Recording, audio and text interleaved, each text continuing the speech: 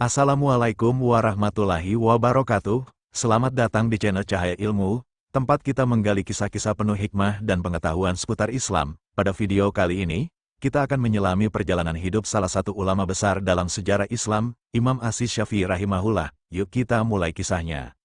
Latar belakang dan kelahiran. Nama lengkap beliau adalah Muhammad bin Idris Asy-Syafi'i, lahir di kota Gaza, Palestina pada tahun 150 Hijriyah, tahun yang sama wafatnya Imam Abu Hanifah. Ayahnya wafat saat Imam Syafi'i masih kecil, maka ibunya membawanya pindah ke Mekah, tempat asal keluarga ayahnya. Keturunan beliau sangat mulia. Ia adalah keturunan langsung dari Bani Muthalib, kabilah yang juga menurunkan Rasulullah. Secara nasab, Imam Syafi'i adalah keturunan dari Abdu Manaf, buyut Nabi Muhammad, sehingga ia adalah Ahlul Bait, keluarga Nabi dari jalur jauh. Masa kecil dan kecintaan pada ilmu sejak kecil, Imam Syafi'i menunjukkan kecerdasan luar biasa. Beliau hafal Al-Quran sejak usia 7 tahun, dan hafal kitab hadits Al-Muwatta, karya Imam Malik di usia 10 tahun. Ibunya yang miskin tak mampu membeli kertas, sehingga Imam Syafi'i menulis pelajaran di tulang belulang, kulit hewan, atau daun. Karena semangatnya menuntut ilmu begitu besar, beliau pergi dari satu guru ke guru lain, mencatat ilmu, menghafal, dan merenungkannya. Ia bahkan tinggal di pedalaman untuk menguasai bahasa Arab murni dari suku-suku Baduy, terutama suku Hujail, yang dikenal paling fasih bahasanya. Menuntut ilmu ke Madinah, berguru pada Imam Malik. Setelah remaja, Imam Syafi'i melanjutkan pencarian ilmunya ke Madinah untuk belajar kepada ulama besar saat itu, Imam Malik bin Anas, sang pendiri mazhab Maliki. Meskipun awalnya Imam Malik enggan mengajarkan kitabnya kepada murid baru, tetapi setelah melihat kecerdasan dan hafalan Imam Syafi'i yang luar biasa, ia pun menerimanya sebagai murid khusus. Imam Syafi'i belajar selama bertahun-tahun bersama Imam Malik, hingga mewarisi pemahaman mendalam tentang fikih Madinah dan hadis. Sepulang dari Madinah, Imam Syafi'i sempat diangkat menjadi pejabat di wilayah Yaman. Namun, karena fitnah politik, beliau dituduh bersekongkol dengan Syiah dan dibawa ke pengadilan Khalifah Harun ar-Rasyid di Baghdad. Tapi berkat kepintaran dan adabnya, Imam Syafi'i justru dibebaskan, bahkan disambut oleh para ulama Irak.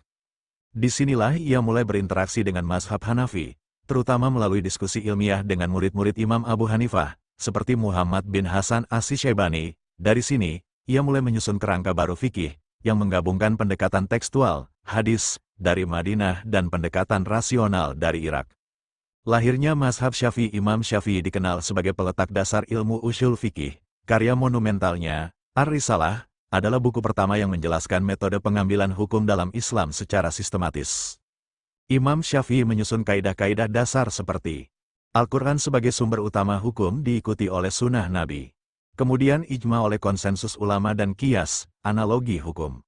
Beliau juga terkenal dengan mazhab Qadim, pendapat lama, yang ditulisnya saat tinggal di Irak, dan mazhab Jadid, pendapat baru, yang ia susun ketika pindah ke Mesir, karena ilmu dan wawasan beliau terus berkembang. Kepribadian dan akhlak Imam Syafi'i. Meski sangat alim dan cerdas, Imam Syafi'i dikenal sangat rendah hati, lembut, dan menghormati ulama lain. Beliau berkata, "Pendapatku benar, namun bisa saja salah. Pendapat orang lain salah, namun bisa saja benar." Imam Ahmad bin Hanbal, muridnya, berkata, "Tidak ada seorang pun yang menyentuh pena dan tinta kecuali ia berhutang ilmu kepada Imam Syafi'i." Saking tawadunya, Imam Syafi'i selalu mendoakan para gurunya dan tidak pernah mencela ulama lain meskipun berbeda pendapat. Wafatnya Imam Syafi'i di usia sekitar 54 tahun, Imam Syafi'i wafat di Kairo, Mesir, pada tahun 204 Hijriyah. Beliau dimakamkan di Karafah, Kairo, dan makamnya hingga kini menjadi tempat ziarah para penuntut ilmu. Warisan ilmunya masih hidup hingga hari ini. Mazhab Syafi'i dianut oleh mayoritas kaum muslimin di Indonesia, Malaysia, Mesir, Yaman, dan sebagian besar wilayah Timur Afrika. Dari kisah hidup Imam Syafi'i, kita belajar bahwa ilmu itu harus dicari dengan kesungguhan dan pengorbanan. Adab dan akhlak lebih tinggi daripada sekedar kepandaian.